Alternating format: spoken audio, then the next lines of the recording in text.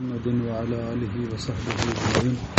ومن تبعهم بإحسان إلى يوم الدين اما بعد. آج کی منزل میں جو کچھ تلاوت کیا گیا ہے اس کی ابتدا دوسرے پارے سے ہوئی اور اس میں اللہ رب العزت نے تحویل قبلہ کا ذکر کیا ہے. واقعہ اس طرح ہے کہ نبی اکرم صلی اللہ علیہ وسلم نماز فرض ہونے کے بعد مکہ معظمہ میں جب تک رہے تو اس وقت حکم تھا کہ بیت المقدس کی طرف منہ کر کے نماز پڑھی جائے. تو آپ جب نماز ادا کرتے تو بیت اللہ شریف کے اس طرف کھڑے ہوتے کہ بیت اللہ شریف بھی درمیان میں آ جاتا اور بیت المقدس بھی, اور مکہ معظمہ میں یہ ممکن تھا. لیکن نبی پاک صلی اللہ علیہ وسلم کی یہ شدید خواہش تھی کہ اللہ رب العزت ہمارا قبلہ بیت اللہ شریف کو مقرر کر دے. ہجرت کے بعد 16 یا 17 ماہ تک بیت المقدس کی طرف منہ کر کے نماز پڑھنے کا حکم رہا. لیکن جب مدینہ طیبہ میں ہجرت کر کے آپ آئے تو پھر جہت بالکل اپوزٹ ہو گئی کہ مدینہ طیبہ میں بیت المقدس شمال میں ہے اور بیت اللہ شریف جنوب میں ہے. تو جب بیت المقدس کی طرف منہ کر کے نماز پڑھتے تو آپ کے دل میں یہ بڑی خواہش تھی اور آپ بار بار آسمان کی طرف منہ کر کے اللہ تعالیٰ کی بارگاہ میں التجا کرتے,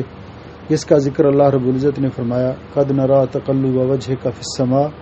فلنولینک قبلۃ ترضاها. تو پھر 16 یا 17 ماہ کے بعد اللہ رب العزت کی طرف سے یہ حکم آیا کہ فلنولینک قبلۃ ترضاها فول وجهك شطر المسجد الحرام, کہ مسجد حرام کی طرف آپ منہ کر کے نماز پڑھو. تو جب یہ حکم آیا تو اس وقت رسول اکرم صلی اللہ علیہ وسلم نے پھر بیت اللہ شریف کی طرف رخ کر کے نماز پڑھنا شروع کی, اور بیت المقدس وہ دوسری طرف رہ گیا اپوزٹ سائڈ پہ. یہی وجہ ہے کہ مدینہ طیبہ میں جو مسجد قبلتین ہے اس کا نام وجہ تسمیہ کی بھی یہی وجہ ہے کہ جب حکم آیا تحویل قبلہ کا تو اس بستی کے لوگوں کو جب یہ حکم پہنچا نبی پاک صلی اللہ علیہ وسلم کا یہ ارشاد کہ اللہ تعالیٰ نے قبلہ تبدیل کر دیا ہے, تو وہ نماز ادا کر رہے تھے. 2 رکعت نماز انہوں نے ادا کر لی تھی بیت المقدس کی طرف منہ کر کے. پھر جو ہی آ کر ان کو منادی نے ندا کی اور خبر دینے والے نے خبر دی تو انہوں نے فوری طور پر نماز کی حالت میں ہی قبلہ تبدیل کر لیا. تو امام دوسری سائڈ پہ آ گیا شمال سے جنوب کی سائڈ پر, اور لوگوں نے بھی منہ قبلہ بیت اللہ شریف کی طرف کر لیے. تو اس لیے اس مسجد کے اندر ایک نماز 2 قبلوں کی طرف منہ کر کے پڑھی گئی, اس لیے اس کا نام مسجد قبلتین پڑ گیا. تو جب آپ نے یہاں قبلہ تبدیل ہوا تو اس پر مدینہ کے اندر جو یہودی تھے ان کو بہت اعتراض ہوا اور انہوں نے باتیں کی. تو اللہ رب العزت نے فرمایا کہ آپ ان کی پرواہ نہ کریں, یہ لوگ کہیں گے, یہ لوگ اس طرح کی باتیں کریں گے. تو اس سے ایک تو یہ بات کہ اللہ رب العزت نے قبلہ کی تحویل اور قبلہ کو تبدیل کرنے کا ان آیات کریمہ میں حکم دیا, اور دوسرا قبلہ کی طرف رخ کرنا استقبال قبلہ یہ نماز کے لیے شرط ہے, یہ نماز کے لیے شرط ہے. استقبال قبلہ کی 2 صورتیں ہیں. ایک تو ان لوگوں کے لیے کہ جن کو قبلہ بیت اللہ شریف سامنے نظر آتا ہے, ان کے لیے حکم یہ ہے کہ وہ عین قبلہ کی طرف منہ کریں گے, عین قبلہ کی طرف رخ کر کے نماز پڑھیں گے.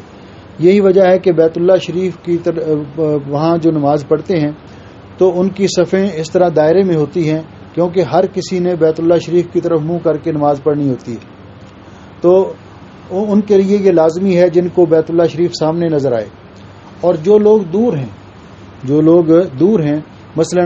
بیت اللہ شریف سے باہر ہیں اور ان کو قبلہ شریف نظر نہیں آ رہا یا دوسرے ملکوں میں ہیں,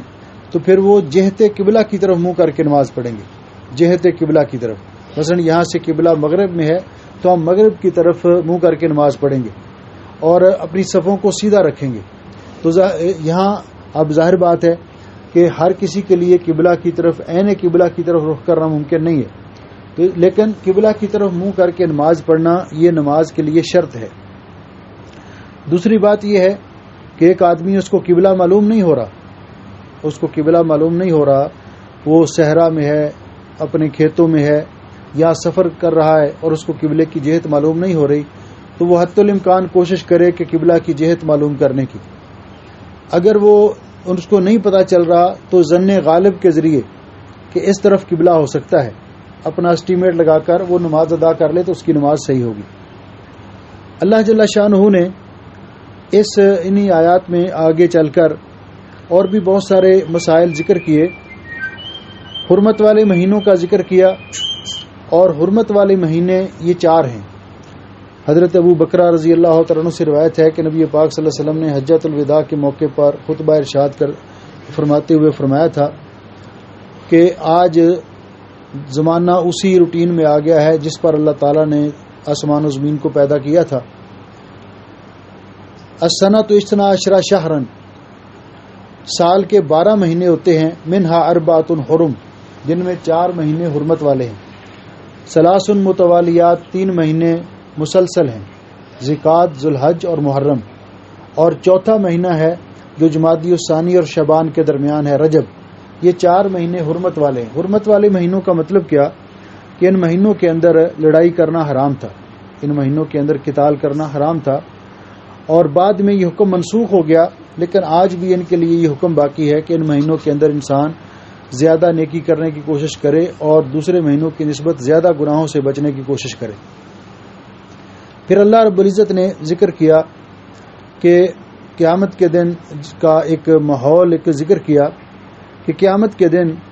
جب اللہ رب العزت کے عذاب کی ہولناکی اور شدت دیکھیں گے تو دنیا میں جو لوگوں کو جھوٹی تسلیاں دیا کرتے تھے کہ ہم آپ کو بخشا لیں گے، ہم آپ کو شفاعت کریں گے، تو وہ بھی قیامت کے دن ان سے برات کا اظہار کریں گے، وہ بھی، اور ان کے درمیان جو علاقے اور رشتے ختم ہو جائیں گے۔ اللہ رب العزت نے فرمایا کہ اپنے آپ کو ہلاکت میں نہ ڈالو، لا تلقوا بأیدیکم الی التہلکہ۔ اس کا معنی یہ ہے کہ انسان کوئی ایسا کام نہ کرے کہ جس کے ذریعے اس کی جان کو خطرہ ہو، اس کے مال کو خطرہ ہو، اس لیے کہ جان و مال کی حفاظت کرنا یہ انسان کی ذمہ داری ہے۔ جو آدمی اپنی جان کو ہلاکت میں ڈالتا ہے تو اللہ رب العزت نے یہ بھی فرمایا لا تقتلوا انفسکم، اپنے آپ کو قتل نہ کرو۔ تو اس سے علماء نے استدلال کیا کہ خودکشی کرنا یہ حرام ہے، خودکشی کرنا حرام ہے، کیونکہ زندگی اللہ رب العزت کی نعمت ہے۔ زندگی میں آنے والے مصائب اور مشاکل پر انسان کو صبر کرنا چاہیے، اللہ تعالیٰ اس کا اجر دے گا، لیکن اپنی زندگی کا خاتمہ کر لینا اور بے صبری کا مظاہرہ کرنا یہ مسائل کا حل نہیں ہے۔ اسی لیے رسول اکرم صلی اللہ علیہ وسلم نے فرمایا کہ جو شخص جس آلے کے ساتھ خودکشی کرتا ہے اسی کے ساتھ جہنم کی آگ میں بار بار اپنے آپ کو قتل کرتا رہے گا اور ہمیشہ جہنم میں رہے گا، یعنی مدت مدید تک، اللہ کہ اللہ رب العزت اس کو معاف کر دے۔ تو نبی پاک صلی اللہ علیہ وسلم نے ایسا شخص کی نماز جنازہ بھی نہیں پڑھی، بلکہ آپ نے فرمایا کہ صحابہ کرام کو کہ آپ اپنی اس کی نماز جنازہ پڑھ لیں۔ لیکن خودکشی کرنے والا شخص مومن ہے تو اس کی نماز جنازہ پڑھنا جائز ہے، اور اس کے لیے مغفرت کی دعا کرنا بھی جائز ہے۔ اس کو اسی طرح غسل دیا جائے گا، کفن پہنایا جائے گا، جنازہ پڑھ کے مسلمانوں کی قبرستان میں دفن کیا جائے گا۔ پھر اللہ رب العزت نے فرمایا کہ اپنے اموال آپس میں ناجائز طریقے سے نہ کھاؤ، وَتُدْلُوا بِهَا إِلَى الْحُكَّامِ لِتَأْكُلُوا فَرِيقًا مِّنْ أَمْوَالِ النَّاسِ، کہ تم حکام کا قرب حاصل کرنے کے لیے، لوگوں کے مال کا کچھ حصہ ہڑپ کرنے کے لیے تم رشوت دیتے ہو۔ تو اس آیت سے علماء نے استدلال کیا کہ رشوت دینا بھی حرام ہے، رشوت دینا بھی حرام ہے، رشوت لینا بھی حرام ہے۔ اور رسول اکرم صلی اللہ علیہ وسلم نے بھی فرمایا کہ الراشی والمرتشی کلاہما فی النار، رشوت دینے والا بھی اور رشوت لینے والا بھی، کیونکہ اس کے ساتھ حقوق غصب ہوتے ہیں، ناانصافی ہوتی ہے، اس کے ساتھ عدل و انصاف کی دھجیاں اڑا دی جاتی ہیں، اس لیے اس کو منع کیا گیا۔ لیکن علماء نے کہا کہ رشوت ہوتی کیا ہے؟ رشوت یہ ہے کہ کسی کا حق وصول کرنے کے لیے، جو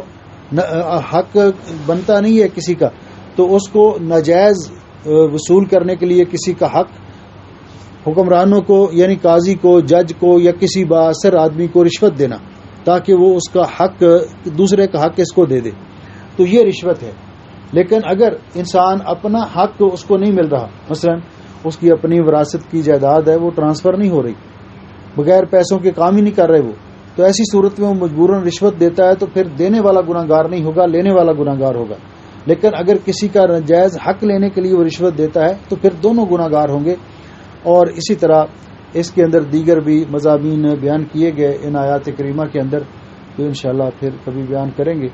اللہ رب العزت قبول فرمائے ہمارے روزے، ہمارا قیام، ہماری دعائیں، ہماری تلاوت اور عبادات اللہ رب العزت اس ماہ رمضان کو ہمارے لیے بھی اور پوری امت مسلمہ کے لیے خیر و برکت کا باعث بنائے. بارک اللہ فیکم. سبحانک اللہم.